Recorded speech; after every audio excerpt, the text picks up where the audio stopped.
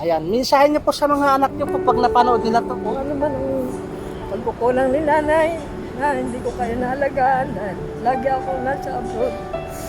Sorry mga anak, pero tinitiis ni nanay ito para sa inyo. Kasi gusto ko kayo mabigyan ng magandang buhay, kinabukasan. At lalo na ngayon sa mga apo ko. Pero no choice na ako eh. May edit na kasi ko, kaya hindi na ako makahanap ng ano. Nahirapan na ako humanap. Kaya kung ano na makauwi ako anak, pagpasensyahan niyo si nanay kung medyo nakakasigaw. Kasi tumatanda na siguro dahil maraming problema. Mahal na mahal kayo ni nanay anak, mahal na mahal ko kayo. Kayo ang buhay ko. Kaya ko piso ng hirap dito sa abroad ko. Nakahanap pa sana ako ng amo ko. Talagang pagod na ako kahanap. Wala na ako makita. Kaya see you soon mga anak. Ingat kayo. I love you so much. Pray lang anak. Kaya natin to. Sa mga gusto magpaabot ng tulong, sige, kayo po yung manawagan po nanay. Kaya kapwa ko po OFW. Hindi ko po kayo pinipilit kung ano lang po yung makaya nyo na pagkaloob po sa akin. Tatanggapin ko po at magpapasalamat po ako ng marami sa inyo sa mga tulong niyo sa akin. Hindi po, wala talaga ako naipon. Kasi buwan-buwan po ako nagpapadala para sa mga anak ko. Kaya po, hindi pa man po na natutulungan niyo ako. Nagpapasalamat na po ako marami.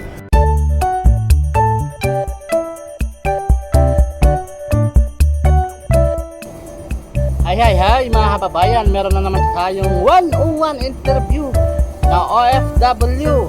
Walang iba kundi si Nanay Puring. Ayan, Nanay Puring. Ano pong kumpleto na pangalan niyo po? Magandang umaga. Dito ako sa Macau. Ang complete kong pangalan is Purificación Alfaro Lindy. OFW dito sa Macau. 8 years na ako nagtrabaho 8 dito. years na kayo dito sa Macau. 8 years na ako sa Macau. Pero awa ng Diyos, ngayon pa rin. Ngayon, uwi ako ngayon sa Pilipinas, dyan sa Pilipinas sa atin. Kasi, Ngayon po kayo uwi sa Pilipinas. mga 5 p.m. ang flight ko. Ang check-in ko 5 p.m., 7 ang flight ko. Uwi po kayo as for good or vacation lang? For good na kasi for terminate good na. ako. Na-terminate ako nung August 11, kinap na yung bukad ko. Tinanggal kayo ng amo, terminate. Terminate ako. Sa anong dahilan po kayo tinerminate? Sabi niya kasi she cannot afford my salary because she's a single parents. Dalawa yung anak niya na college na. Ngayon, 7 months din ako nanungkulan sa kanya. Wala nga daw siyang pampasweldo. Ayaw nga niyang sagutin yung luggage ko, ticket lang. Ang binigay lang niya sa akin sahod ko is 2,500 MOP. So kulang na kulang. Ang ticket ko, binayaran naman niya. Yung luggage ko, gusto niya, ako magbayad. Kaya nilabor ko siya. Mabuti naman ng labor, kumampi naman sa akin. At nagpunta rin ako ng consulate. Kasi binigyan ako ng consulate, yung remaining balance niya ay bayaran niya. Yung sick leave, yung annual leave. Pero hindi ko na yun hinabol. Ang nahabol ko Bakit na lang. hindi nyo hinabol? Sayang. Kasi maghihiring-hiring pa eh, matagal pa. Kaya hindi na ako nag-interest doon. Ang akin na lang, tulungan niya ako doon sa luggage na 600 MOP. Yun ang pinaglaban ko. Ngayon, sabi niya gano'n, nung attorney, sige, sabi niya gano'n, kung yan na lang ang gusto mo, talagang interest mo, hindi ka na magko-complain dito sa remaining balance niya ng amount, ng month. Sabi Pero ko, yung kontrata nyo po, 1 year. 1 year contract, yes. Lahat naman dito 1 year contract. Pero 2 years bakit contract. 7 years? Kung sakali nilibor siya, may 5 months na babayaran siya. Oo, kasi naka 7 months ako. Kaya pwedeng mag-labor. Kasi kung 3 months lang, hindi ka pwedeng mag-labor. Yun ang low dito. So as in po, ang plano nyo po ay mag-for good na. For good na lang kasi wala na rin. No choice din ako dito kasi may age limit na. 63 Wait lang, years old. ilang taon na po kayo, nanay? 63 years old na rin kasi 63 ko. years old na po si nanay po rin, guys, na as OFW. Ilang taon na po kayong naging OFW? I think nasa 20 years na rin. 20 years! Sa loob ng 20 years, may naipon po. Wala po eh, kasi wala anak kasi unang-una ngayon may pinagagamot akong anak, kaya ako nagtitiis din dito mag-OFW. Oo nga pala, meron kayong... May anak akong may sakit. May sakit? Na, siyempre, ilang taon na po ako. yung anak niyo po? Nasa 43 years old na siya. 43 Na-aksidente years old. kasi siya noong 2013. So, ang ano ko, siyempre, nanay ako, kailangan niyang tulong, hindi natin pwedeng pabayaan ang anak natin. Kaya natin magtiis para sa mga anak. So, paano yan, nanay, uwi kayo sa Pilipinas? Andun yung asawa niyo? Oo, andon. Pero hindi na nakakatrabaho, may sakit din. May sakit din. Oo. So, wala sana kayong balak na umuwi kung hindi po kayo na-terminate. Talagang wala pa kasi unang-una wala nga akong ipon, wala akong dadalang pera, pamasahe lang. Marami din yung mga dala kong chocolate, bigay lang ng mga anak-anakan ko dito, mga friend ko, binigyan nila ako. Marami din na nakita kong mababait na OFW. Nagbibigyan nila ako ng chocolate. Wala na kasi akong pambili, kaya bigay na lang nila. Pati bigyan ako ng sapatos, ng bag, pera, kahit pa paano. Kaya nagpapasalamat ako sa mga friend ko na nakita ko yung Baka pwede nyo i-mention po sila yung mga kaibigan nyo po pag napanood nila.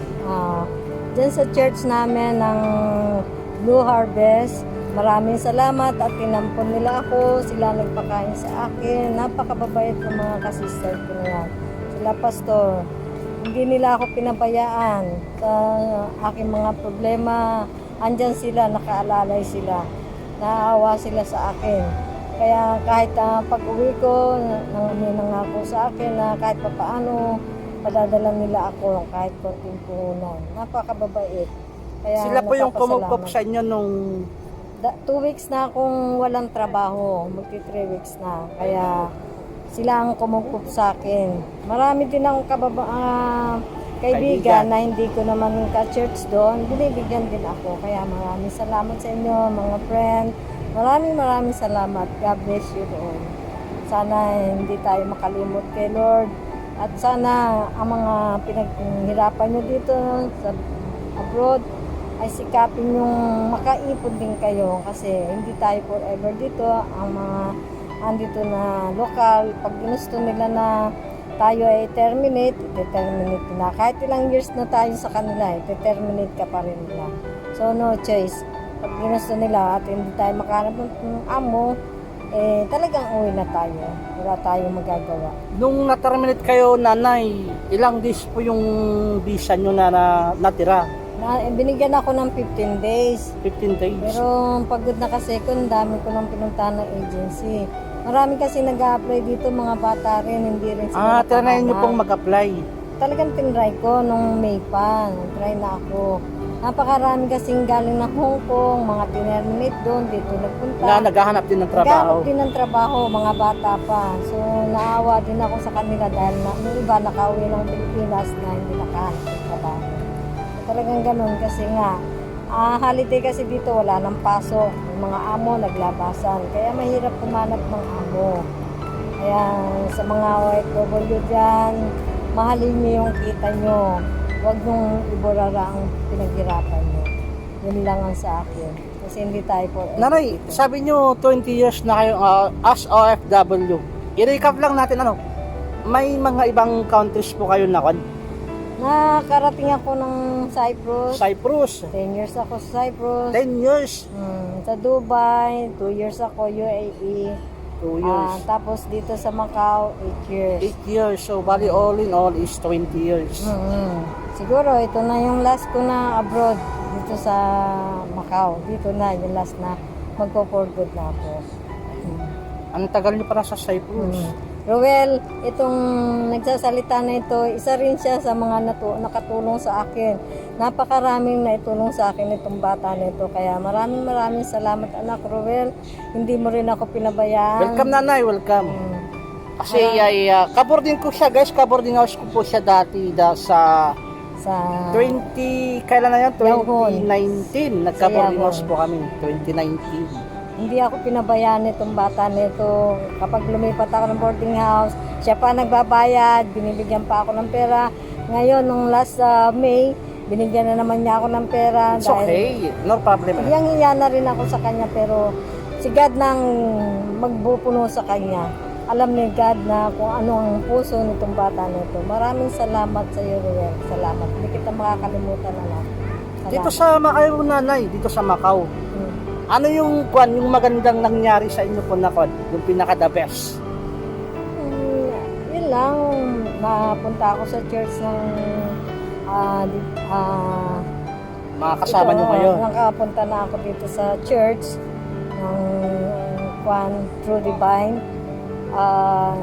Natuto na akong lumapit kay Lord. Natuto rin ako ng unti-unti nagpapatawad sa mga nagkakasala sa akin kasi yun talaga ang kinukan sa Bible.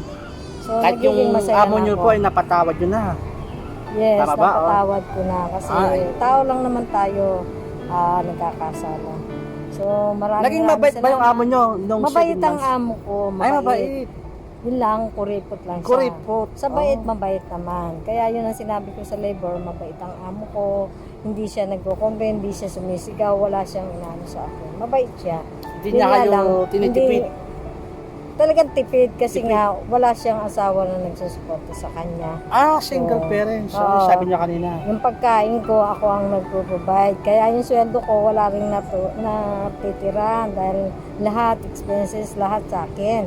Bus card, telephone, pagkain, boarding house. Dito, mahal ang boarding house dito sa Macau. Napakamahal ang boarding house dito. Kaya, Wow. Nakailang yung amo po kayo dito sa loob ng 8 taon sa Macau? naka-apat na amo Ay, ang ko. dami, ang dami. Oh, bakit po Meron ganun? 3 years, meron 2 years and a half. Ito, yung huli na, terminate na. Sa 4 na amo, alin yung pinaka-okay? Ang okay na amo ko, itong 3 years ko. Kahit siya medyo, palautos, pero the best, yung amo ko na itong 3 years. Ito yung- Si Madam Manman. Napakabait. Mansonic. Bakit kayo Mabait siya, nagpasahan niya? hindi siya maramot. Ganon. Ay, Kung hindi ano siya yung maramot. pagkain niya, isi-share niya sa akin. Talagang, Bakit kayo umalis sa kanya? wala kasi, si Sir lang ang naghahanap buhay. Dalawa na yung alaga ko. Kaya kahit gusto nila, hindi nila nakaya. Wala bang nai-offer sa'yo yung agency? Nanay? Wala nga kasi dahil marami din nag-apply ng mga bata pa sa akin. Wala. Ay, kumbaga hanggang sa- priority na lang yung... Hanggang sa nire-rate na lang ng pulis yung mga agency dahil marami nga nag-a-apply. Ang decision nyo na lang po ay... Umuwi na lang. Umuwi na lang. Ako. Kasi nahiya na ako sa church eh. Masyado na akong pabigat. Siyempre, yung mga bata doon, konti lang din naman ang kanilang salary. So, nakakahiya din. Kaya nagpapasalamat ako sa church namin, sa True Divine na napakababait Supportive nila, oh. Supportive nila sa akin. Napakababait. Maraming salamat sa inyo May lahat. plano na ba kayong nanay o rin sa pag-uwi niyo sa Pilipinas? Yun lang, ang plano ko kung pagbibigyan pa ako ni Lord, pumunta ako ng OWA, kung makakuha sa OWA, yun ang konti na yun, Oo. ang gagawin kong puhunan. Puhunan, Puhunan. business. Magluluto-luto ako, hindi naman ako pwedeng mag-ano dahil yung age ko, hindi na pwede. So, luto-luto na lang, yawa ng Diyos. Siguro, ito na ang plano ni Lord, hindi naman niya ako pababayaan. Sinurrender ko na sa kanyang lahat kung ano man yung nasa loobin ko. Huwag lang niya akong pabayaan. Pagkalingin na niya, hipuin niya yung anak ko na mabago na. Yun lang hiling ko kay Lord. Hindi ko naman hilingan yung mama. Nanay, pang dagdag mo sa negosyo kung sakali. Maraming Ito. salamat. Lagi mo na lang ako tinutulungan. Ito Salamat lang yung ng kana marami. na nakayanan ko. Maraming salamat. Lagi ako tinutulungan itong Ruel. Lagi na lang. Kaya Okay lang. nagpapasalamat ako at nakilala ko itong bata rin ito. Maraming nagtulong sa akin na anak-anak ko dito. Nakahawa sila sa akin. Kaya mo yun. Salamat Lord, salamat at binigyan mo ako na anak mo na tumutulong sa akin. Maraming salamat Lord. Salamat po. At sa iyo po ako kumukuha ng lakas Lord na makaya ko lahat itong mga pagsubok na ito. Kasi ako lang po ang naghahanap buhay. Mga anak ko dalawa lang po anak ko.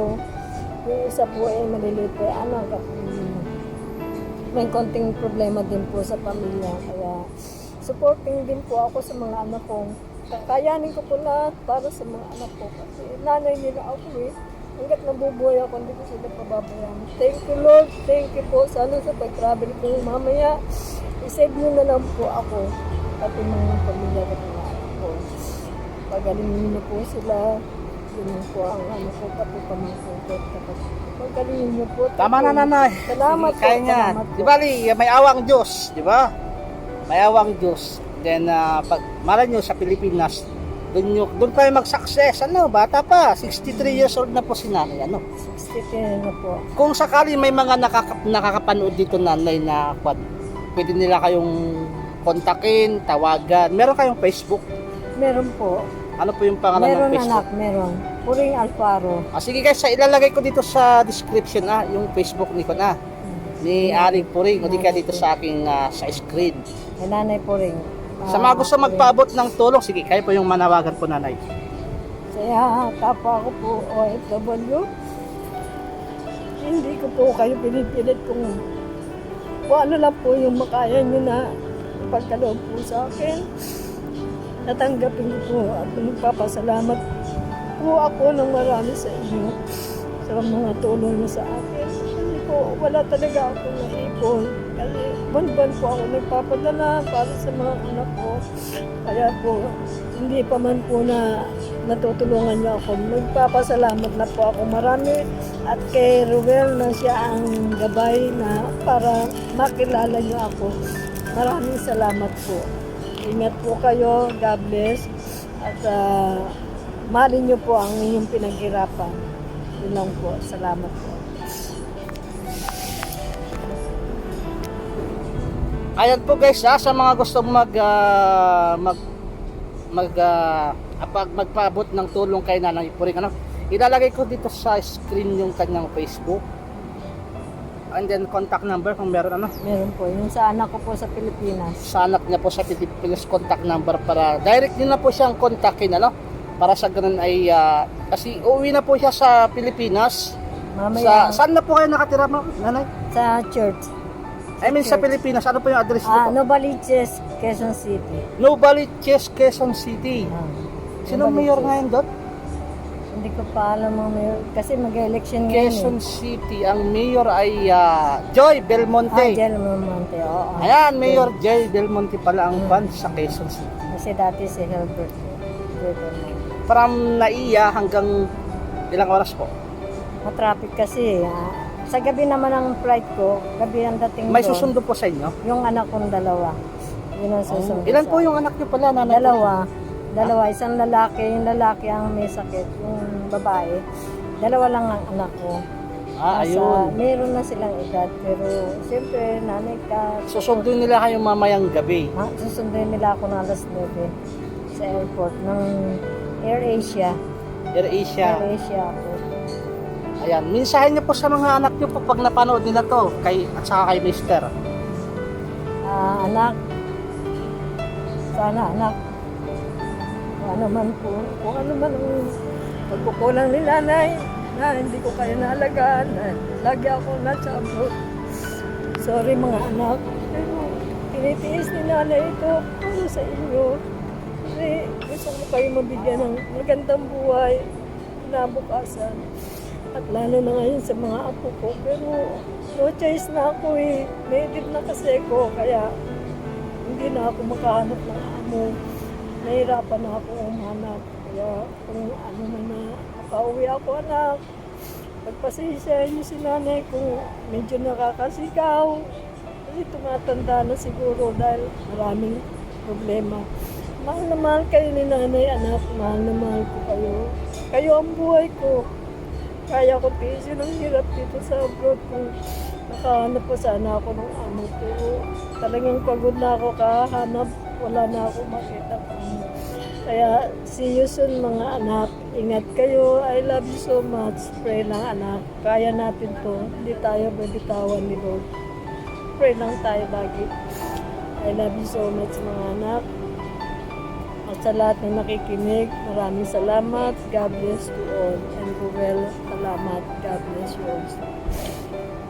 Ayan, tama na nanay. Ayan na guys, ang ating si Nanay Puring ay isang ulirang OFW. Siya po isang bayani. Nagtatrabaho siya para sa kanyang pamilya. Almost 20 years na po siyang as OFW. Then sa kasamang palad ay siya po ay na-terminate, kaya po siya ay kailangan ng umuwi sa Pilipinas. Sana nanay sa Pilipinas. Sortihin po kayo doon Di ba? Kasama niyo na po yung pamilya, pamilya. Ayan, masaya na si nanay Yan, Isabel na nanay, tama na nanay. Bye. Salamat. Bye na nanay. Maraming salamat guys Salamat sa inyo. Ingat Ayan. kayo mga OFW. Ayan, mensahe sa mga OFW. Ano po yung mensahe nyo? Kasi Mensahe ko sa inyo, mahalin nyo pinaghirapan nyo, huwag kayo magbarka-barkada dito, mahalin nyo. Magpadala man kayo sa mga pamilya nyo kalahati lang para kung ma-terminate o biglang nawalan trabaho, meron kayong dala kahit pa paano. Kasi mahirap, wala tayong aasahan na tulong sa Pilipinas. Dahil kahit kamag-anak natin, mahirap hinga ng tulong minsan. Kaya sa inyo mga OFW, ka-OF ko, mahalin nyo ang pinaghirapan nyo. Maraming salamat. God ayan, bless narinig you. natin ang payo ni nanay sa mga kapwa natin OFW ay wag lahat ng sahod, tama? Sahod, Ipadala kita. para in case of emergency, meron tayong Madadalang pera. ayan, makukuha. Ayan. Hey guys, maraming salamat Nanay Puring. Smile na dyan at yan, happy trip sa Salamat. flight nyo mamaya. Salamat. God Ayan. bless.